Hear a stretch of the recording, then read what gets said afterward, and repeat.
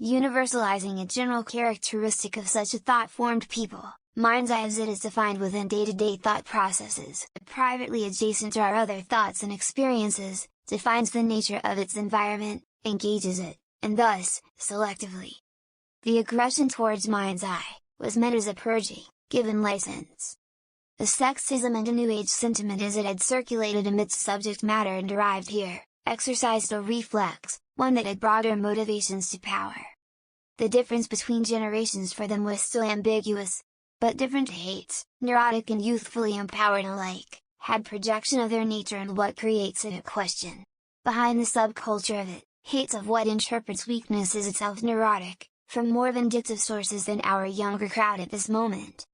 Archetype, as projection, that, for a nefarious identity and a cognitively expressive sentiment, is among the ways we perhaps identify the quality of a psychology in motion, amidst this abstractly describing yet comprehensive subculture.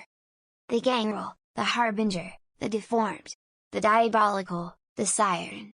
What whispers truth put artistically. And it was very angsty. See Bro, Love, Death and Robots as an example of its presence in the projective and notional.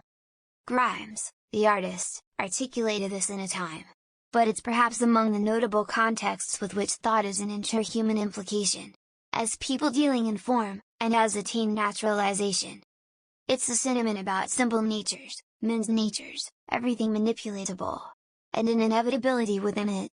Inherently archetypal, it's an attitude for a moment, when seeing what we think we see bears so much parallax between the ways our thoughts are situated to interpret and consider the living qualities of people. That's usually the case between humans either way. It's the imperfect line of impasse in our understanding of things in the way we want them to be, but assume they don't at all. Everyone is an expert otherwise. Between any perception, from anyone, the infantile nature I argue was not the expression of that comprehension. But it was form itself that they ultimately denigrated.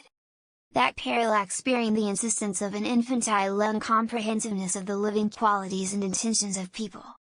The empowerment of archetype, of harbinger, is of a sentiment of inner circle, and mental proclamation, angst, understood psychologically and emotionally.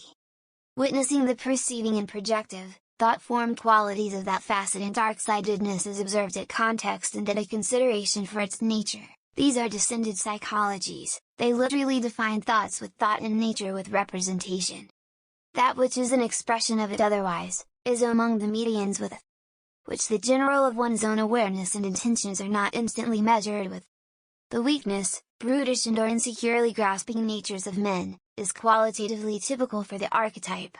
But seeing as this is what knows natures, without being overly pandering, I'll contextualize both at cognizance and culture. In the following statement,